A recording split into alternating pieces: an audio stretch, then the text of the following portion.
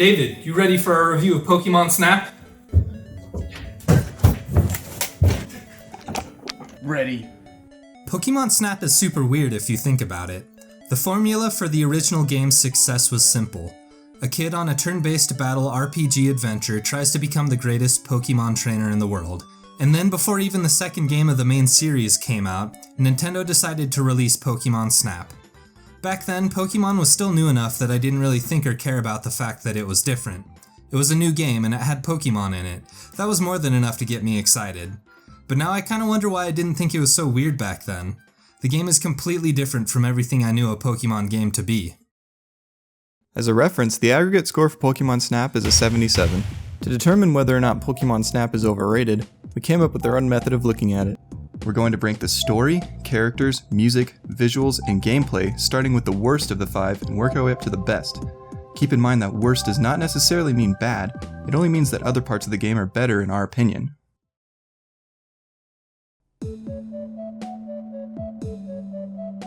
It's hard to say that the characters are the worst part of Pokemon Snap because the game never really makes them a priority, but it still would have been nice to get a little more character development out of them.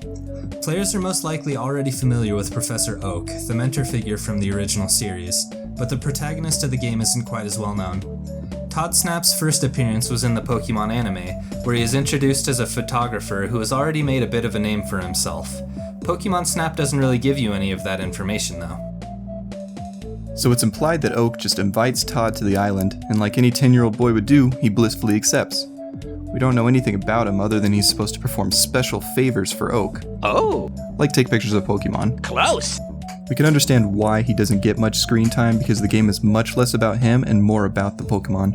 All we needed was someone to play as, and Todd fit the bill. I honestly felt more characterization from Pikachu and all of his adorable tomfoolery. The only other character to talk about is Professor Oak. Once again, Oak enlists the help of a child to do his dirty work and sends Todd out into Pokemon Island. Putting aside the question as to why Oak thinks it's okay to send kids out into the wild, he definitely provides a lot of flavor to the game. He shows up at the end of each level to give feedback on the photographs that Todd takes. Todd just sits there, silently taking compliment and criticism alike, but even when Oak offers some biting critique of the pictures, he's never anything but the endearing Professor Oak we've all come to love.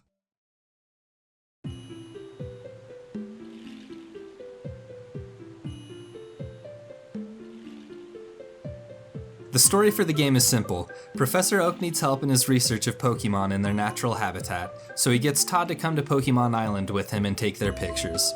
It's an interesting twist on the premise of the Pokemon series.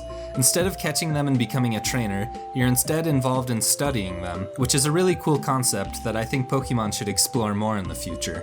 But Pokemon Snap doesn't get too deep into the details of what kind of research is going on, which is too bad, because it would have been really interesting to see a bunch of new information come about because of Todd and Oak's work. It may seem like there's not a whole lot to the story, and to be honest, that would be true.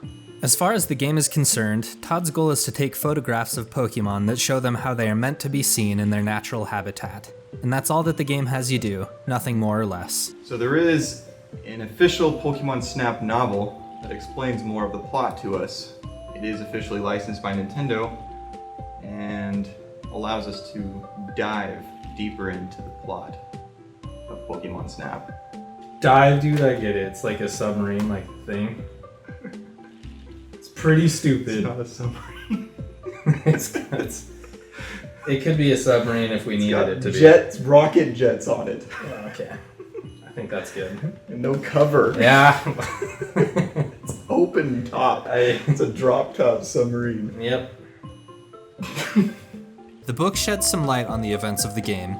The story goes that Oak establishes a top-secret island where Pokemon could live free from trainers trying to catch them and protected from the evil Team Rocket.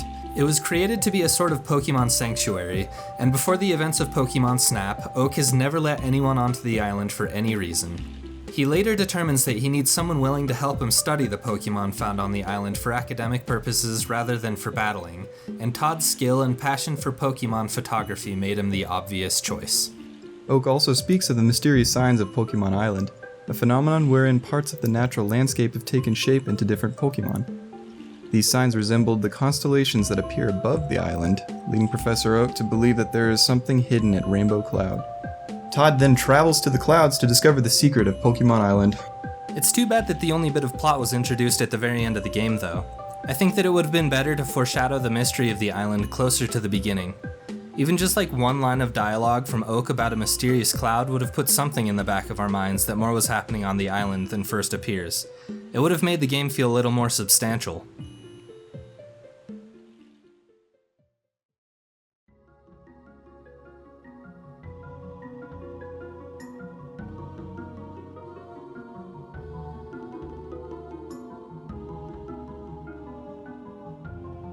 For Pokemon Snap, the visuals needed to be nice because the entire premise of the game was about taking pictures that, well, looked good. 15 years after it first came out, it's expected that the game would look a little dated, and it did. The levels were laden with obvious polygons and perfectly flat textures, and could at times feel a little monochromatic. But where the level designs fall short, the models of the Pokemon themselves more than make up for it. They bring each of the levels to life. There's almost always something interesting to be looking at. Or throwing apples at. It makes replaying each of the levels fun, because even after a few tries, there are different things happening in different parts of the level you didn't get to explore the previous time through. The fact that only 63 of the original 151 Pokemon are represented in the game is a letdown, but realistically it would have been asking a little much to have every single Pokemon species found on one small island. I think that the game design holds up well, with the exception of Volcano and Rainbow Cloud. Volcano had like 2 colors, and our big finale, Rainbow Cloud, was flat with only 1 poke.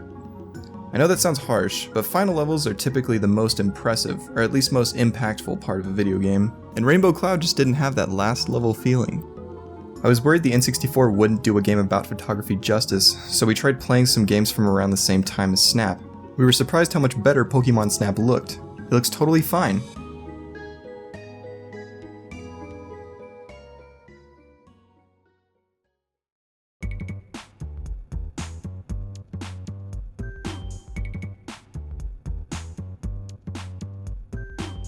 We were hesitant at first to place the music so high, but every song in the game was just so solid. It was the first part of the game that we felt didn't have any weaknesses.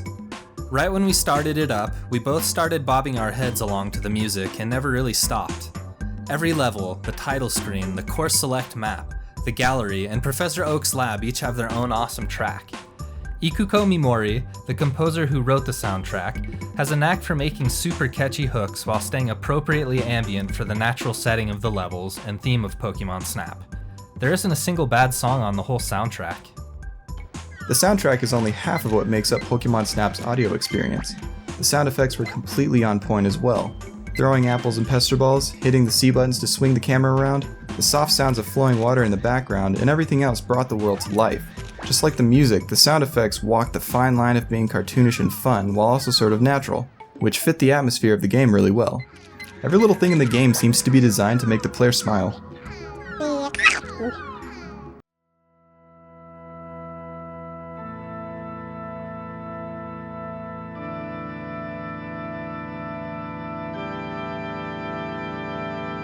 Wonderful! It's weird, because by all accounts, Snap shouldn't be a fun game to play, but it totally is. It's slow, it's easy, it's never all that intense, but it's addicting. To this day, it's totally unique.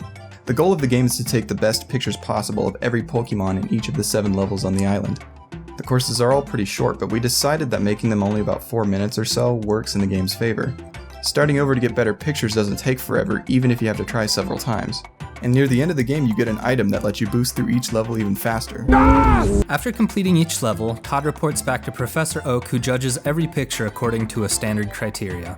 It's an addicting formula because of how easy it is to see the potential to take better pictures. You don't have to get a perfect shot of every Pokemon, but you'll more than likely find yourself trying to because of how fast and rewarding the whole process is. It makes the difficulty of the game flexible because it's only as challenging as you make it for yourself. The only fault to find in the gameplay is that there aren't more levels to be played. We got through Snap in one sitting fairly easily, taking maybe 3 hours until we felt satisfied that we had seen everything the game had to offer. But we never felt burnt out on it and weren't even tempted to stop before we finished. It was fun from the time we started till the time we stopped, and we even turned it on again the next day to play some more.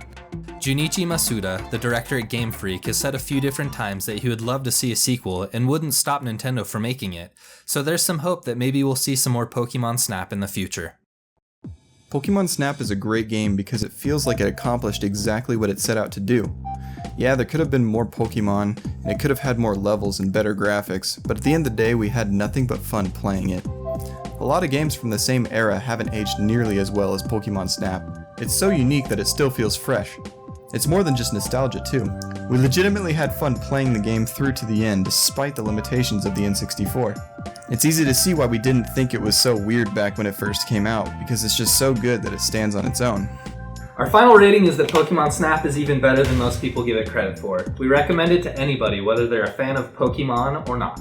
It's well worth your time and a couple of bucks if you're looking for a short, fun game to play. Hey, thanks for watching all the way to the end. As a prize, we're offering our favorite Pokemon photograph that we took in the game to whoever leaves our favorite comment. If you have any suggestions on games that we should review in the future, tell us and we'll maybe get around to it.